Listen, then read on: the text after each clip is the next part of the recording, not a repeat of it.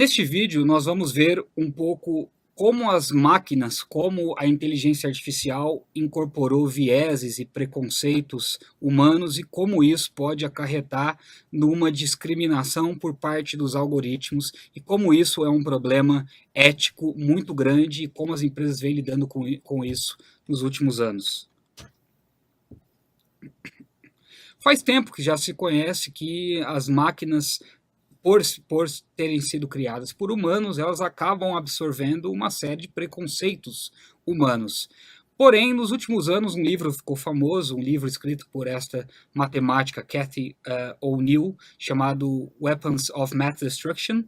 E este livro ele mostra como a inteligência artificial vem contribuindo para a desigualdade.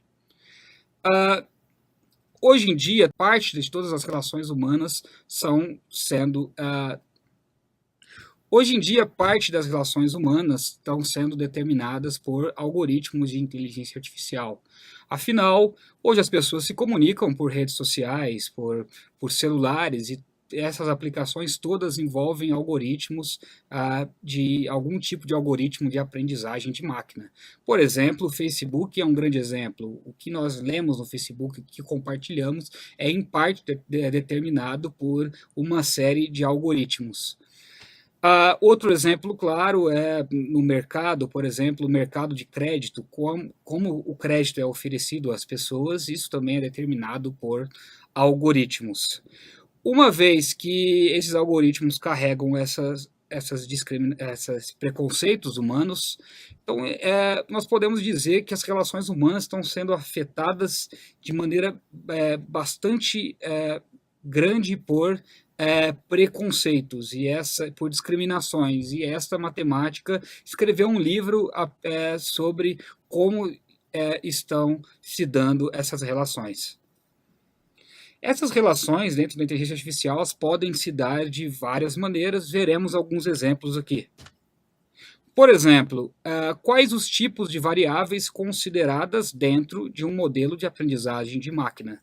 Quando, por exemplo, você tem uma empresa de mercado de crédito, ou de seguro, ou de plano de saúde, os modelos que determinam o que vai ser incluído dentro desses modelos é, em parte, dado por características pessoais das pessoas. Entre elas, por exemplo, gênero, etnia, a moradia, qual o seu endereço, onde você mora, qual o seu CEP. E todas as variáveis, obviamente, podem ter um impacto no modelo. Só há um problema aqui. Na verdade, há vários problemas, mas há um problema grande, porque, pelo que entendemos de justiça social, nós não deveríamos permitir que variáveis como gênero pudessem impactar se uma pessoa está recebendo crédito ou não. Mas o fato é que os modelos incorporam essas variáveis. Então, nós temos um problema grande dentro de aprendizagem de máquina, porque as variáveis que estão sendo consideradas, elas envolvem esses vieses. Como lidar com isso? Em alguns países, há regulação para impedir que certas variáveis sejam incluídas dentro dos modelos. Por exemplo, em alguns países, eles estão proibindo até que o CEP, que o zip code, seja incluído dentro de modelos, porque pode haver uma discriminação por endereço, e isso viola princípios de justiça social. Mas o que importa é que esses princípios éticos de justiça estão sendo incluídos para poder determinar o que vai entrar no modelo de inteligência artificial ou não. Além disso, não é apenas o tipo de variável, mas a seleção dos dados, a maneira como os bancos de dados são construídos, as linhas que entram nos bancos de dados incorporam certos vieses.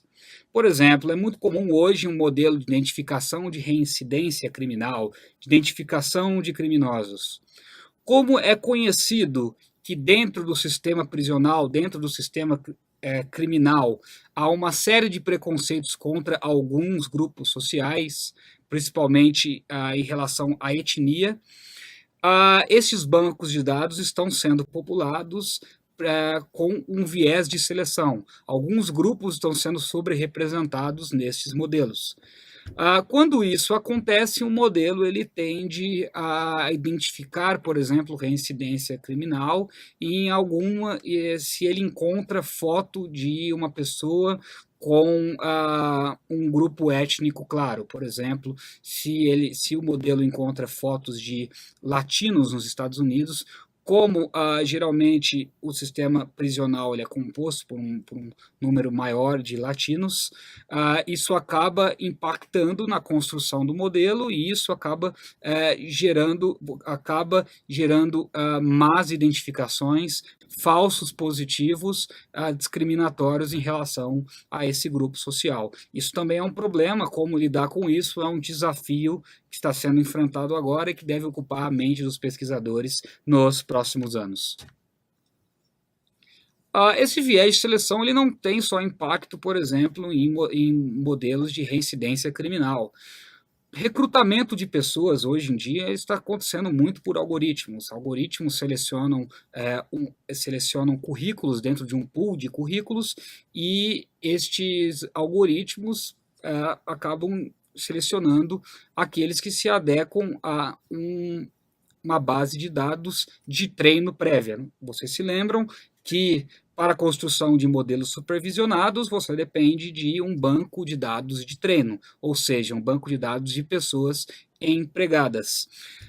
Não é difícil imaginar que grande parte das pessoas com melhores empregos em países como os Estados Unidos e no Brasil, eles têm certas características. Eles são homens, eles são brancos, e por essa razão, os modelos, a base de dados de treino acaba sendo populada ou seja, os casos de sucesso são relacionados a pessoas brancas e homens. Com base nisso, o algoritmo de recrutamento com certeza estará viciado por essa base de dados e isso vai perpetuar uma relação de discriminação pré-existente no banco de dados. Para lidar com isso também vai ser um grande desafio. E até agora as pessoas vêm pensando numa série de soluções, há várias, mas a primeira delas, obviamente, é melhorar esses bancos de dados, melhorar a modelagem e também os bancos de dados de forma a incluir, a remover essa discriminação. Não é fácil isso, porque isso depende de um raciocínio claro de que existe uma discriminação. As pessoas precisam entender que isso existe, isso não é ético e precisam lidar com isso. O outro tipo de solução é regulação por parte do Estado. Vários governos estão estabelecendo políticas para lidar com isso. O Brasil vem nessa direção. O Brasil acabou de aprovar uma lei de proteção de dados e acredito que nos próximos anos deveremos aprovar uma série de leis ou de normas para regular o uso da inteligência artificial. Por fim, as próprias empresas e grupos estão criando estándares que devem ser seguidos por profissionais na hora de lidar com a inteligência artificial de forma a resolver essas discriminações. Entre as leituras da aula, eu colocarei alguns textos em que vocês conseguirão entender melhor outros exemplos de como essa discriminação acontece e como lidar com isso. Bom, mas ficamos por aqui em relação à análise de inteligência artificial e discriminação. No próximo vídeo veremos como capturar intuições de causalidade com inteligência artificial.